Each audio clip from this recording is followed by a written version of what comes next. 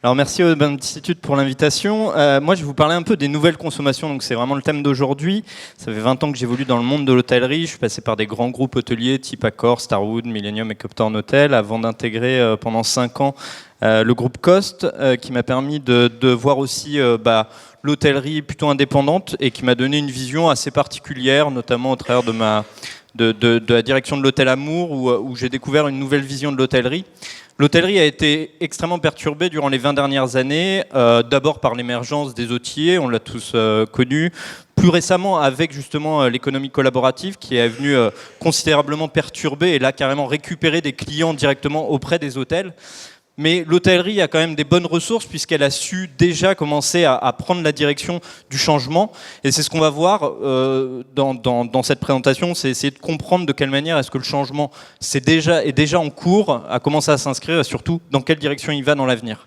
Alors on voit que le marché est hyper fragmenté. Avec des offres qui sont très diversifiées, mais ce qu'on constate là sur les dernières années, c'est que finalement il y a une convergence des offres sur ce marché avec par exemple le rachat d'Hotel Tonight par Airbnb, parallèlement à ça Marriott qui ouvre une plateforme de location d'appartements. On voit aussi que Accor cherche justement à faire rentrer les personnes locales justement dans les hôtels pour les faire bosser au travers dans leurs espaces et d'ouvrir encore plus leurs espaces vers ce type d'expérience. Booking qui ouvre sa plateforme App Store aux hôteliers et même Google qui arrive sur le secteur. Alors Dayuse arrive aussi et maintenant depuis une dizaine d'années sur ce secteur pour essayer de le dynamiser. Et finalement, c'est quoi Dayuse? Alors Dayuse, finalement, c'est très simple. C'est une clé qui est dans votre poche et qui vous permet d'ouvrir à tout moment, n'importe où et n'importe quand, pour quelques heures, une chambre, une piscine, une salle de sport, un spa. C'est finalement une accessibilité et c'est précisément l'ouverture d'une porte sur une liberté personnelle. Alors, aujourd'hui, Dayuse est allé dans une direction où on a ouvert une multitude de territoires, mais finalement, ce qu'on constate, c'est que on fait une résa toutes les 15 secondes aujourd'hui dans le monde. On a généré plus de 150 millions d'euros de volume d'affaires depuis la création. Aujourd'hui, fort de ces chiffres, on constate qu'on répond véritablement aux besoins actuels, aux besoins des consommateurs. Et finalement, on va toujours aller un petit peu plus loin avec Dayuse en essayant de maximiser finalement les espaces hôteliers, ce qui est un peu la vocation première de notre boîte. C'est finalement, quand on regarde un petit peu la valeur de Dayuse, c'est de créer de la liberté dans l'expérience. On est parti d'un constat simple, c'est que finalement 70% des chambres d'hôtel sont vides en journée. De l'autre côté, on s'est rendu compte que les hôtels étaient totalement fully staff durant la journée, tout le personnel d'accueil, de nettoyage, etc. est là pendant la journée. Parallèlement à ça, il y avait des consommateurs qui avaient des besoins et qui avaient besoin d'espace qu'ils ne trouvaient pas, sur lesquels ils ne pouvaient pas trouver d'offres, ou en tout cas l'offre n'était pas suffisamment intuitive pour permettre une réservation instantanée, hyper fluide, hyper simplifiée.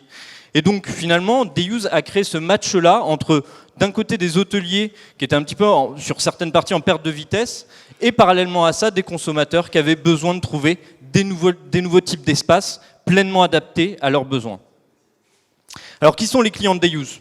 Finalement, les clients de Dayuse, c'est un peu tout le monde, hein. C'est vous, c'est moi. Finalement, dans cette salle, je suis sûr que tout le monde a déjà eu besoin d'une chambre d'hôtel en journée, parce qu'on s'est déjà tous retrouvés bloqués dans un aéroport avec un vol retardé de 4 heures, parce qu'on a tous vécu des longues escales, parce qu'on est parfois fatigué de notre quotidien et qu'on a besoin de se reposer. Et se reposer le week-end quand on est avec les enfants, c'est pas forcément l'idéal. Finalement, c'est un petit peu tout le monde. On répond à une multitude de cas d'usage qu'on a catégorisés en 3 grandes familles. On va avoir les travelers, les businessmen et la partie loisirs. Mais finalement, on vend de l'expérience, on commercialise des expériences à destination d'une multitude de typologies de consommateurs. On vend quoi? Finalement, on ne vend pas qu'une chambre, on ne vend pas qu'un hôtel. Un hôtel, c'est pas une chambre, c'est pas forcément un lit. Un hôtel, c'est avant tout une expérience. On vit une expérience enrichie au sein de Dayuse. Au travers de la réservation d'une chambre d'hôtel, la totalité de nos clients peuvent bénéficier finalement de toutes les infrastructures de l'hôtel, aussi bien aller dans la piscine que de passer au fitness ou aller faire un tour au spa. Finalement, ce qu'on se rend compte, c'est que on visite beaucoup d'hôtels, on a signé 5000 en quelques années, et on se rend compte que quand on visite ces hôtels en pleine journée, leurs infrastructures sont complètement vides. Et quand on interroge les hôteliers pour essayer de comprendre pourquoi est-ce qu'il n'y a pas de clients à ce moment-là dans leur piscine ou dans leur salle de sport, ils nous expliquent que d'un côté, les clients en loisirs sont partis visiter des monuments, faire du shopping à Paris, et de l'autre côté, les businessmen, ils sont en train de bosser, ils sont en réunion, et ils réintégreront leur chambre d'hôtel, ou en tout cas leur espace, en fin de journée. On a trouvé ça un petit peu dommage qu'on ne puisse pas permettre aux hôteliers de mieux rentabiliser leur chambre d'hôtel, leur espace, etc. Et finalement, ce qu'on se rend compte, c'est que est-ce qu'on a envie d'apprendre à nos enfants à nager dans des piscines municipales ou à l'Aqua Boulevard alors qu'on a la possibilité en face de chez nous juste de traverser la rue et d'arriver dans un hôtel et de profiter d'une piscine? Pareil sur la salle de sport, j'ai bien aimé votre intervention juste avant. Aujourd'hui, nous, ce qu'on tend à faire, c'est de proposer finalement un accès à une salle de sport, un abonnement à une salle de sport dans 5000 hôtels à travers le monde. Et ça, c'est vraiment le changement, c'est-à-dire ne plus être forcément inscrit au Club Med Gym à côté de chez soi et de juste être dépendant de ça. Moi, je voyage beaucoup, on a des bureaux aux États-Unis, on a des bureaux en Asie, et finalement, ce que je me rends compte, c'est que je suis inscrit dans une salle de sport et que j'ai pas forcément d'équivalent quand je vais à New York ou que je vais à Hong Kong. Or, juste en face du Airbnb, par exemple, que je vais prendre parce que je vais être en déplacement avec des collaborateurs, ou juste en face de mon hôtel, je peux avoir la possibilité de rentrer dans une salle de sport, qu'elle soit n'importe où, et d'en faire l'usage dont j'ai besoin. Mais l'hôtellerie doit aller vers plus de personnalisation. Aujourd'hui, l'hospitality, c'est justement le métier de la personnalisation.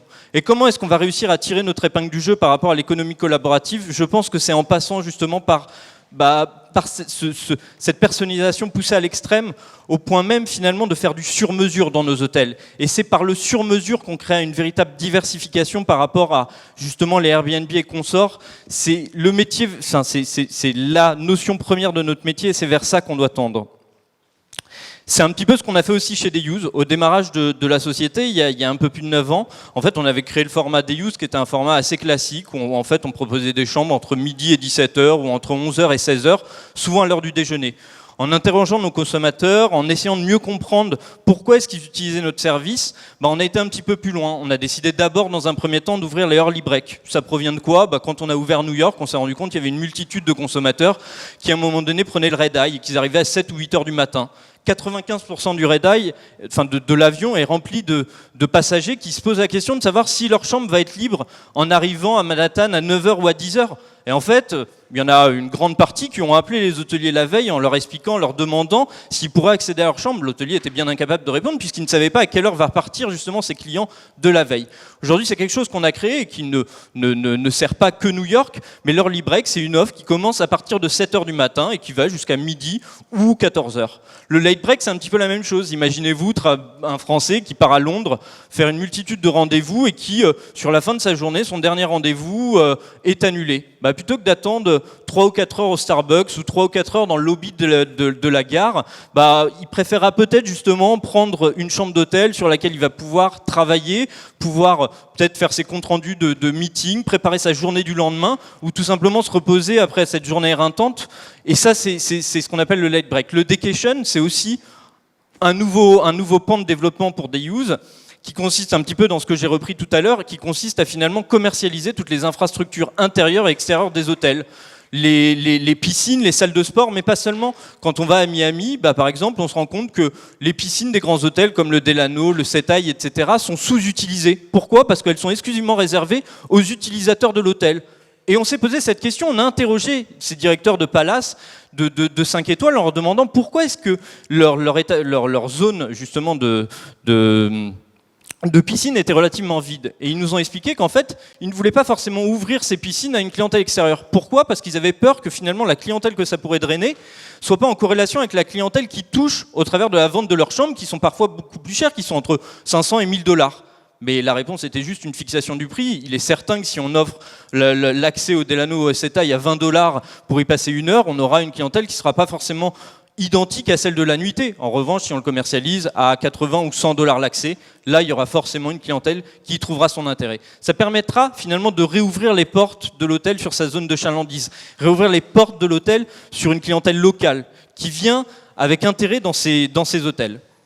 Et on le voit justement à l'initiative d'une multitude de groupes assez intéressants comme Standard, comme Soho Guesthouse, mais comme Joe & Joe aussi l'a fait, ou Mama Shelter et d'autres. On voit finalement que l'expérience est au centre de la diversification de notre hôtellerie. On voit qu'on fait venir des DJ dans les hôtels, on organise des expositions, on fait des cours de yoga, mais on transforme même ces zones de restauration, comme le restaurant ou le bar.